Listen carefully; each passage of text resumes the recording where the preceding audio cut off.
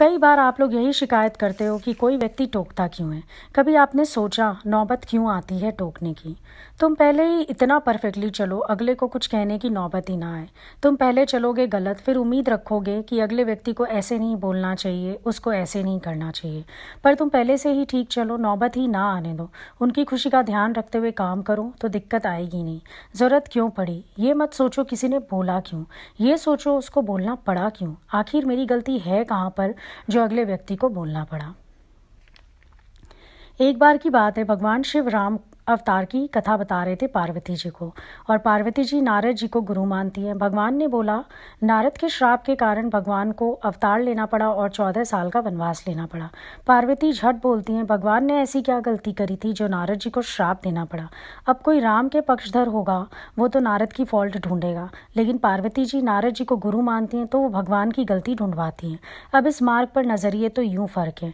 आप ये ढूंढोगे दूसरे की गलती कहाँ है, वो बोलता क्यों है, उसका स्वभाव ऐसा क्यों है, और गुरु कहते हैं नहीं, दूसरी तरफ से घूम के आओ। अगले बेचारे को टोकने की ज़रूरत क्यों पड़ी, क्रोध की ज़रूरत क्यों पड़ी, बोलने की ज़रूरत क्यों पड़ी। मैं पहले से ही परफेक्ट क्यों नहीं चलता जो अगले व्यक्ति को कुछ बोलना ही ना पड़े, मौका ही ना दूं मैं। अब ऐसे में माहौल बिगड़ेगा।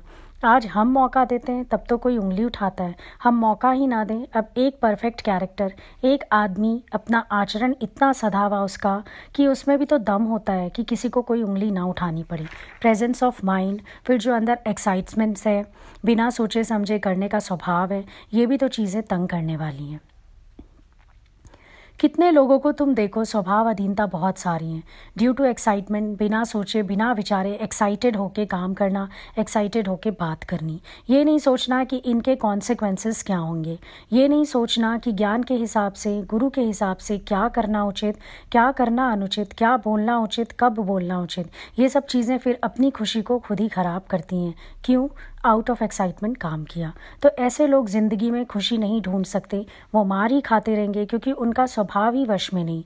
और ज्ञानी इतना गहरा है, बात अंदर से निकले ही नहीं, ज़िंदगी में ना निकले।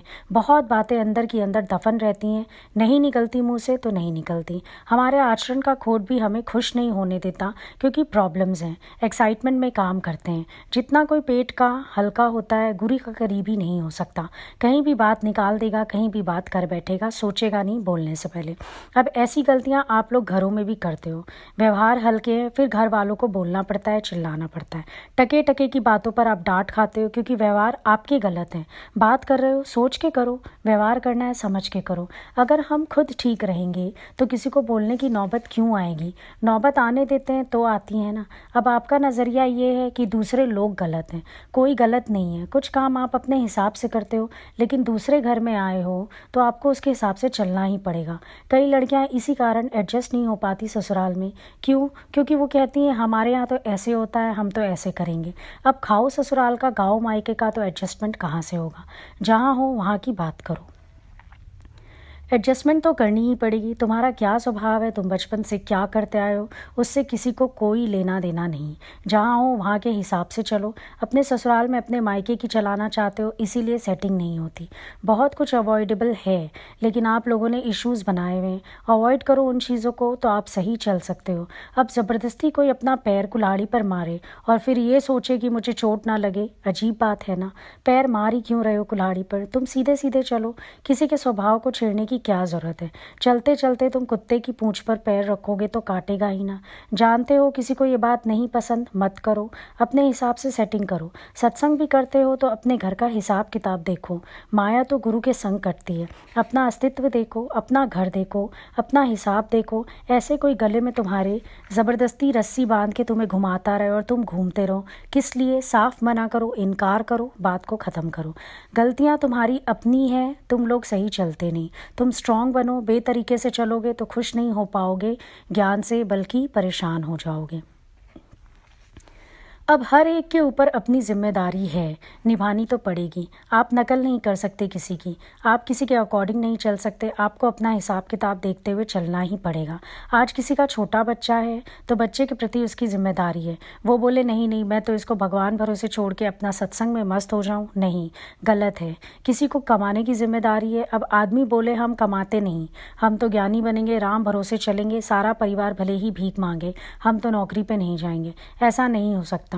जिसको जो काम करना है वो तो करना ही पड़ेगा। कोई भी अपना कर्म छोड़ेगा थोड़ी। आप लोग अपने कर्म से भागना चाहते हो, ऐसे तो फिर डंडे ही बजेंगे। कभी कभार की बात और हो जाती है, डेली तो ऐसा चलेगा नहीं। अगर तुम अपने को राइट चलाओ, अगलों को मौका ही ना मिले बोलने का, तो तुम्हारी खुशी भी गुम ना हो और अगलों की भी गुम ना हो। जब दादा बोलते हैं मैंने सत्संग से अपना घर स्वर्ग बनाया, तो तुम्हारा घर नरक क्यों बन रहा है? तुम पूछो अपने आप से, स्वर्ग होना चाहिए ना। तुमने गलत इंप्रेशन डाला है और गलत हो गया, अभी की अभी उसको सही करो, राइट ट्रैक पे लाओ चीज़ों को। सब कुछ ठीक करना आना चाहिए।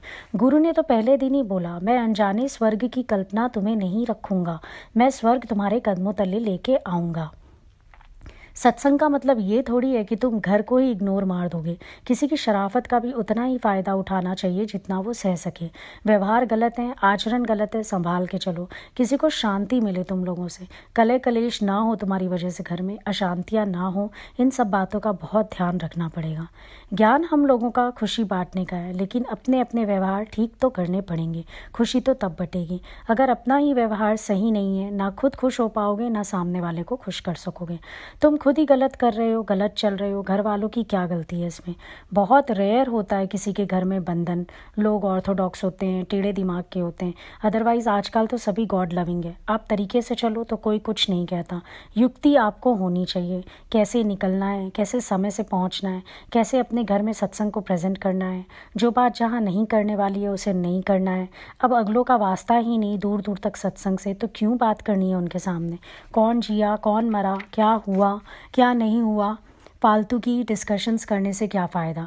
फिर कहते हो इश्यूज़ बनते हैं। इश्यूज़ तो तुमने बनाए हुए हैं, फालतू की बात करते क्यों हो? जिस राह जाना नहीं उस राह की बात करते क्यों हो? चुप रहो, शांत रहो। खुश होने के लिए अपने आप को, अपने आचरण को ठीक करना पड़ता है, अवॉइडेबल चीज़ों को अवॉइड भी करना पड़ता है। बाकी चीज़ें तो है ही, निरीच्छा होकर चलना, एक्सपेक्ट नहीं करना, सेवा से चलना, ईमानदारी से चलना, ये सब खुशी देंगी।